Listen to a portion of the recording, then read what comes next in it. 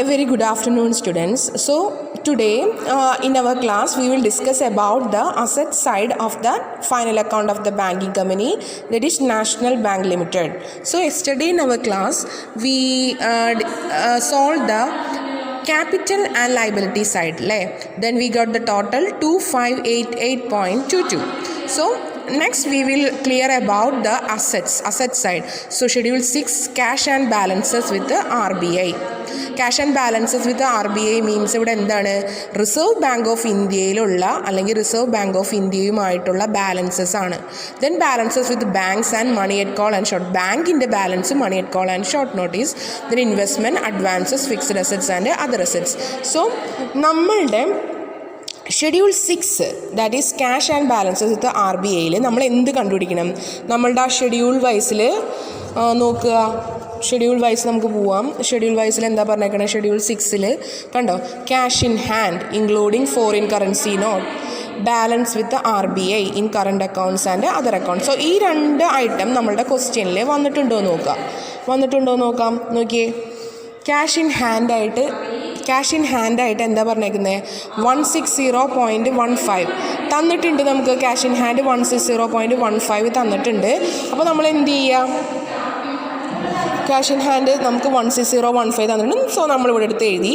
ഇനി balances with RBI, current account balance ആണ് നമ്മൾ കാണിക്കേണ്ടത് അല്ലേ. അപ്പോൾ നമ്മൾ എന്താ ചെയ്യേണ്ടത്? നമ്മുടെ ഡെപ്പോസിറ്റ്സ് എന്തെങ്കിലും ഉണ്ടോ എന്ന് നമ്മൾ നോക്കുക.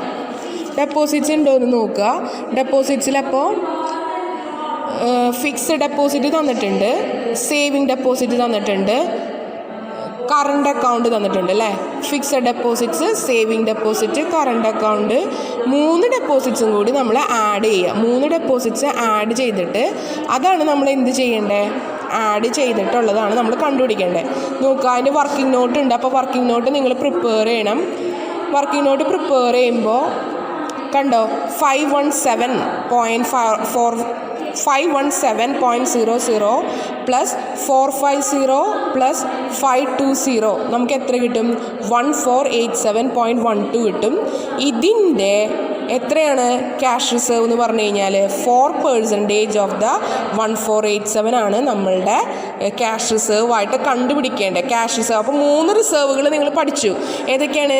സ്റ്റാറ്റ്യൂട്ടറി റിസർവും, ക്യാഷ് റിസർവും, സ്റ്റാറ്റ്യൂട്ടറി ലിക്വിഡ് റിസർവും. അപ്പോൾ ക്യാഷ് റിസർവ് കണ്ടുപിടിക്കേണ്ടത് ഇതിൻ്റെ 4% ആണ്. അപ്പോൾ ഇത് FD, സേവിങ് ഡെപ്പോസിറ്റ്, അതുപോലെ കറണ്ട് ഡെപ്പോസിറ്റും കൂടി ആഡ് ചെയ്തിട്ട് അതിൻ്റെ 4% 59.48. അതുപോലെ statutory SLR 22.5% of the demand and time liability. So അതും നമ്മൾ കണ്ടുപിടിച്ച് ഇടുക. ഇനി ഇവിടെ ബാലൻസസ് വിത്ത് RBIയിൽ എത്ര ശതമാനമാണ്? ഇപ്പോൾ RBI നിയമപ്രകാരം എത്ര ശതമാനമാണ് നമ്മൾ ക്യാഷ് മെയിൻറ്റെയിൻ ചെയ്യേണ്ടത്? കണ്ടോ, 59.48 ബിക്കോസ് ഇതിൻ്റെ 4% ആണ്. സോ 59.48. അപ്പോൾ നിങ്ങൾ എന്താ ചെയ്യേണ്ടത്? നിങ്ങളുടെ പ്രോബ്ലത്തിൽ ഡിമാൻഡ് ആൻഡ് ടൈം ലയബിലിറ്റീസ് തന്നിട്ടുണ്ടെങ്കിൽ അതിൻ്റെ ടോട്ടൽ കണ്ടുപിടിക്കുക. ആ ടോട്ടലിൻ്റെ 4% നിങ്ങൾ കണ്ടുപിടിക്കുക. അത് നിങ്ങൾ എവിടെ കാണിക്കുക? Schedule 6 balances with RBI in current അക്കൗണ്ടായിട്ട് കാണിക്കുക. കണ്ടോ, അതിൻ്റെ 4% എഴുതു. ഇപ്പോൾ കഴിഞ്ഞു നമ്മളുടെ ഷെഡ്യൂൾ 6. ഈ 2 ഐറ്റം ഉള്ളൂ. ടോട്ടൽ നമുക്ക് 219.63 കിട്ടി. ക്ലിയർ ആയെന്ന് വിചാരിക്കുന്നു. Then we will move to the next schedule, that is schedule 7, balances with bank and money at call and short notice. So ഇവിടെയും എന്ത് നമ്മൾ കണ്ടുപിടിക്കണം? ബാലൻസസ് വിത്ത് ബാങ്കിലെ ഇൻ കറണ്ട് അക്കൗണ്ട് ഇപ്പോൾ നിലവിൽ എത്രയാണ് ബാലൻസ് എന്നുള്ളത് നമ്മൾ കണ്ടുപിടിക്കണം.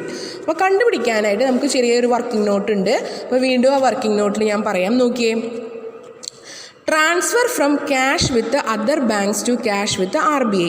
ഇതിൽ ക്യാഷ് റിസർവ് നമ്മൾ കണ്ടുപിടിച്ചു. എത്രയാണ്? 4%, 59.48 എന്നുള്ളത് നമ്മൾ കണ്ടുപിടിച്ചു കഴിഞ്ഞിട്ടുണ്ട്. ഇനി ക്യാഷ് വിത്ത് RBI എന്ന് പറഞ്ഞിട്ട് നമുക്ക് തന്നിട്ടുണ്ട് പ്രോബ്ലത്തിൽ. എങ്ങനെയാണ് നോക്കിയേ, ക്യാഷ് വിത്ത് RBI തന്നിട്ടുണ്ടോ നോക്കിയേ, ഉണ്ട്. 37.88 തന്നിട്ടില്ലേ? രണ്ടും തന്നിട്ടുണ്ട്. അപ്പോൾ cash reserve 59.48 39.48ഉം cash with RBI 37.88 ആണെങ്കിൽ ഇതിൽ നിന്ന് ക്യാഷ് റിസർവിൽ മെയിൻറ്റെയിൻ ചെയ്യാനായിട്ടുള്ളത് എത്രയാണ്? ഇതിൽ നിന്ന് ഇത് ലെസ് ചെയ്യുക.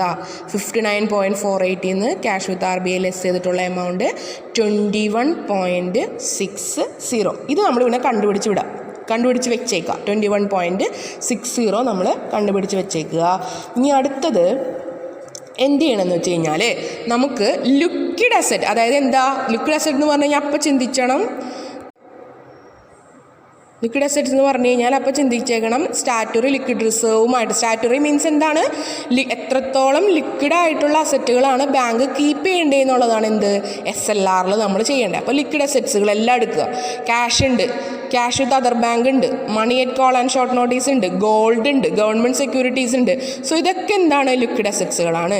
സോ എല്ലാ ലിക്വിഡ് അസറ്റ്സുകളും നമ്മൾ എടുത്തെഴുതുക, എന്നിട്ട് അത് ആഡ് ചെയ്തിടുക.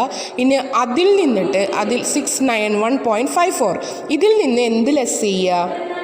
ഇതിൽ നിന്ന് എന്താണ് നമ്മൾ ലെസ് ചെയ്യേണ്ടത്? നമ്മൾക്ക് കണ്ടുപിടിച്ചിട്ടുള്ള സ്റ്റാറ്റുറി ലിക്വിഡ് റിസർവ് SLR, നമ്മളിവിടെ ക്യാഷ് റിസർവ് ലെസ് ചെയ്തില്ലേ? ക്യാഷ് റിസർവിന് ഇത് ലെസ് ചെയ്തില്ലേ? അതുപോലെ ഇവിടെ എന്ത് ലെസ് ചെയ്യുക? SLR ലെസ് ചെയ്യുക. കണ്ട SLR ലെസ് ചെയ്യുക. SLR എന്ന് പറഞ്ഞു കഴിഞ്ഞാൽ നമ്മൾ നേരത്തെ കണ്ടുപിടിച്ചു 22.5% ഓഫ് 1487. കണ്ടോ? 22.5% ഓഫ് ദ 1487 334.60 നമ്മൾ കണ്ടുപിടിച്ച് ഓൾറെഡി വെച്ചിട്ടുണ്ട്. സോ ഇത് ഇവിടെ അപ്പോൾ ക്യാഷ് റിസർവ് നമ്മൾ ക്ലിയർ ചെയ്തു. SLR ആണ് ഇനി ക്ലിയർ ചെയ്യേണ്ടത്. ഇതിൽ നിന്ന് ഇത് ലെസ് ചെയ്യുക. നമുക്ക് എന്ത് കിട്ടും? 356.94 നമുക്ക് കിട്ടും. അപ്പോൾ 356.94 ആണ് നമുക്ക് കിട്ടുന്നത്. ഇനി നമുക്ക് എക്സസ് ലിക്വിഡിറ്റി കണ്ടുപിടിക്കണം. അതിൽ ക്യാഷ് വിത്ത് അതർ ബാങ്ക്സ് എന്നുള്ളതിന് എത്ര എക്സസ് ലിക്വിഡിറ്റി കണ്ടുപിടിച്ചു. ഇനി ക്യാഷ് വിത്ത് അതർ ബാങ്ക്സ് എന്നുള്ളത് എത്രയാണ് തന്നിട്ടുണ്ട്? 155.87 ആണ് നമുക്ക് തന്നിട്ടുണ്ട്. സോ അതിൽ നിന്ന് 21.60 ക്യാഷ് റിസർവ് കഴിഞ്ഞിട്ടുള്ള എമൗണ്ട് 134.27 ഇതാണ് നമ്മൾ എവിടെ കാണിക്കേണ്ടത്? ഇവിടെ ആയിട്ട് എഴുതേണ്ടത്. That is balances with bank in current account 134.27 money at call. അപ്പോൾ ഇത് ഷെഡ്യൂൾ 7 കംപ്ലീറ്റ് ആയി 344.39. ദെൻ ഇൻവെസ്റ്റ്മെൻ്റ് ആണ്. ഇൻവെസ്റ്റ്മെൻറ്റ് ഇൻ ഇന്ത്യ രണ്ടും തന്നിട്ടുണ്ട്, ഗവൺമെൻറ് സെക്യൂരിറ്റീസും അതർ ഗോൾഡും തന്നിട്ടുണ്ട്. അത് രണ്ടും മാത്രമേ ഉള്ളൂ. സോ അത് നമ്മൾ ആഡ് ചെയ്തിടുക. ദെൻ നമുക്ക് 165.40 കിട്ടി. ദെൻ അഡ്വാൻസസിൽ current account, cash credit, term loans ഇത് മൂന്നും തന്നിട്ടുണ്ട്. സോ ഇത് നമ്മൾ എടുത്തെഴുതുക. ഇനി unsecured by tangible asset, secured by bank guarantees എന്ന് പറഞ്ഞിട്ട് ക്വസ്റ്റ്യനിൽ എന്ത് തന്നിട്ടുണ്ട് നോക്കിയേ. 50% of the term loan are secured by government guarantee. Term ലോണിൻ്റെ കണ്ട ഇതിൻ്റെ 50% ഗവൺമെൻറ് സെക്യൂരിറ്റി ആയിട്ട് കണക്കാക്കണേ. Then 10% of the cash credit is unsecured. 10% of the cash credit unsecured. അപ്പോൾ അൺസെക്യൂർഡ് ഉണ്ടോ എന്ന് നോക്കുക. ഗവൺമെൻറ് സെക്യൂരിറ്റീസിൽ അൺസെക്യൂർഡ് ഉണ്ടോ എന്ന് നോക്കുക. നോക്കിയേ, ടേം ലോൺസ് തന്നിട്ടുണ്ട്. ടേം ലോൺസിൻ്റെ 10%. അപ്പോൾ 792ൻ്റെ 10% ആണ് നമ്മൾ എന്തായിട്ട് കാണിക്കേണ്ടത്? അൺസെക്യൂർഡ് ആയിട്ടാണ് കാണിക്കേണ്ടത്. ടേം ലോണിൻ്റെ 50% ആണ് നമ്മൾ സെക്യൂർഡ് ആയിട്ടും കാണിക്കേണ്ടത്. സോ ഇത് രണ്ടും ഇതെല്ലാം തന്നെ ഏത് ഷെഡ്യൂളിൽ വരുന്നതാ? ഇതെല്ലാം തന്നെ അഡ്വാൻസസിൻ്റെ ഷെഡ്യൂൾ 9 അഡ്വാൻസസിൻ്റെ ഷെഡ്യൂളിൽ വന്നതാണ്. അതാണ് ഞാൻ നിങ്ങളോട് പറഞ്ഞത്. എല്ലാ ഷെഡ്യൂൾസും നല്ല ബൈ ഹാർട്ടായിട്ട് ഓരോ ഐറ്റംസ് നിങ്ങൾ പഠിക്കണം. എന്നാൽ ആ ഐറ്റംസ് നിങ്ങൾക്ക് എടുത്തെഴുതാൻ പറ്റുള്ളൂ. നോക്കിയേ, കറണ്ട് അക്കൗണ്ട് ഇത് മൂന്നും തന്നിട്ടുണ്ട് കേട്ടോ. അത് തന്നെ നമ്മൾ എടുത്ത് എഴുതിയാൽ മതി. Cash credit, term loans. ഇനി അത് ബാലൻസ് ചെയ്തിട്ടിട്ട് ഇതെങ്ങനെയാണ് അൺസെക്യൂർഡിലേക്ക് വന്നേക്കണേന്നാണ്. ഇതിനെ എങ്ങനെയൊക്കെ നമ്മൾ വീതിച്ചു. സെക്യൂർഡ് ബൈ ടാഞ്ചിബിൾ അസറ്റ്സ് ഇത്ര, സെക്യൂർഡ് ബൈ ബാങ്ക് ഗ്യാരണ്ടി ഇത്, അൺസെക്യൂർഡ് 84. ഇതിൽ സെക്യൂർഡ് ബൈ ടാഞ്ചിബിൾ അസറ്റ്സ് നമുക്ക് തന്നിട്ടില്ല. വി ഡിഡ്ന്റ് ഗെറ്റ്, നമുക്ക് ഇതിനെക്കുറിച്ച് മെൻഷൻ ചെയ്തിട്ടില്ല. അപ്പോൾ സെക്യൂർഡ് ബൈ ബാങ്ക് ഗ്യാരണ്ടി തന്നിട്ടുണ്ട്. എത്ര % ആണെന്ന് ഉള്ളത്? 50% ഓഫ് ദ ടേം ലോൺ ആണെന്ന് പറഞ്ഞിട്ടുണ്ട്. അപ്പോൾ അതിൻ്റെ 50% കണ്ടിടുക. അതുപോലെ അൺസെക്യൂർഡ് എത്ര ശതമാനമാണെന്ന് പറഞ്ഞിട്ടുണ്ട്? അൺസെക്യൂർഡ് 10% ഓഫ് ദ ക്യാഷ് ക്രെഡിറ്റും ആണെന്ന് പറഞ്ഞിട്ടുണ്ട്. അപ്പോൾ cash credit 10% of the cash ക്രെഡിറ്റും ആണെന്ന് പറഞ്ഞിട്ടുണ്ട്. അപ്പോൾ ക്യാഷ് ക്രെഡിറ്റ് നോക്കാം. ഇതേണ്ട 812.10 തന്നിട്ടുണ്ട്. ഇതിൻ്റെ എത്ര ശതമാനമാണ്? 10% ആണ്. അപ്പോൾ അതും എടുത്തെഴുതുക. അപ്പോൾ അത് രണ്ടും എടുത്ത് എഴുതി കഴിഞ്ഞ് കഴിഞ്ഞാൽ നിങ്ങൾക്ക് ഇവിടെ ബാലൻസ് ഇതിൽ നിന്ന് ഇത് രണ്ടും കൂടി ആഡ് ചെയ്തിട്ട് ഇതിൽ നിന്ന് ലെസ് ചെയ്യുമ്പോൾ കിട്ടുന്ന എമൗണ്ടാണ് 1152.53. ഇത് എവിടെയായിട്ട് കാണിക്കുക? സെക്യൂർഡ് ബൈ ടാഞ്ചിബിൾ അസറ്റ്സ് ആയിട്ട് കാണിക്കുക. ക്ലിയർ ആയി എന്ന് വിചാരിക്കണു. ഡൗട്ടുകൾ ഉണ്ടോ? ഒന്നും കൂടി പറയണോ? ഷെഡ്യൂൾ 9 അഡ്വാൻസസ്, ഇത് മൂന്നും നിങ്ങളുടെ പ്രോബ്ലത്തിൽ തന്നിട്ടുണ്ട്. അതുപോലെ തന്നെ എടുത്തെഴുതുക. ഇനി സെക്യൂർഡ് ബൈ ടാഞ്ചിബിൾ അസറ്റ്സ് ഇത്ര ആണെന്ന് നമുക്ക് തന്നിട്ടില്ല പ്രോബ്ലത്തിൽ. സോ അത് അവിടെ കിടക്കട്ടെ. Then secured by bank or guarantee, അതിൻ്റെ പെർസെൻറ്റേജ് തന്നിട്ടുണ്ട്. അൺസെക്യൂർഡിൻ്റെ പെർസെൻറ്റേജ് ഇത്രയാണെന്ന് തന്നിട്ടുണ്ട്. സോ അത് ഏതിൽ നിന്നാണ് കണക്കാക്കേണ്ടതെന്നുള്ളത് കണ്ടുപിടിച്ച് ഇതിലെഴുതുക.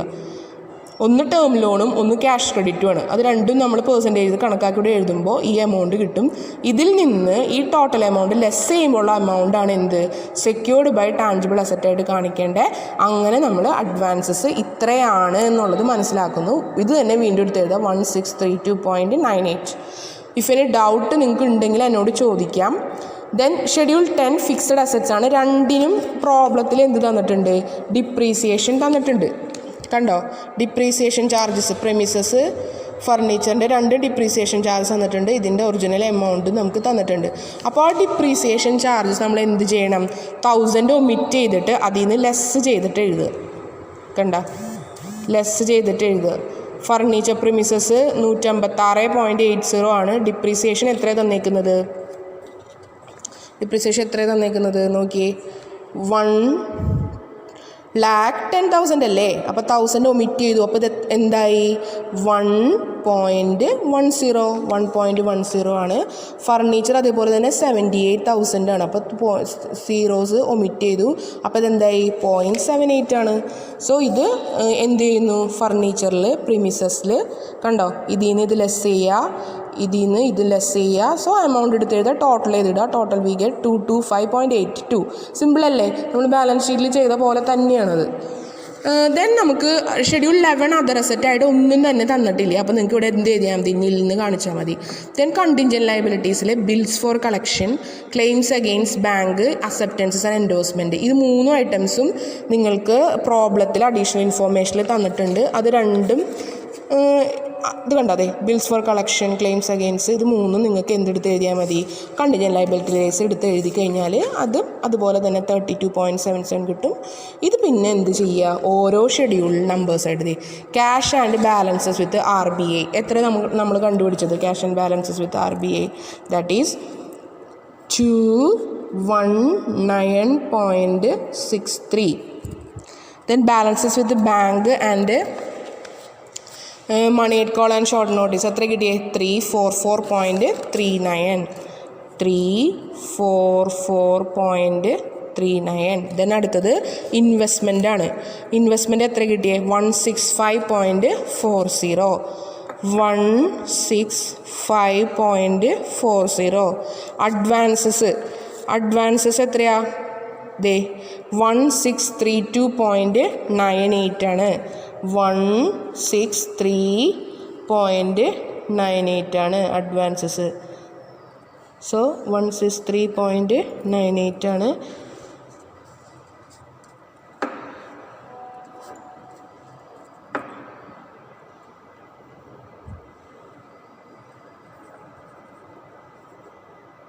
One six three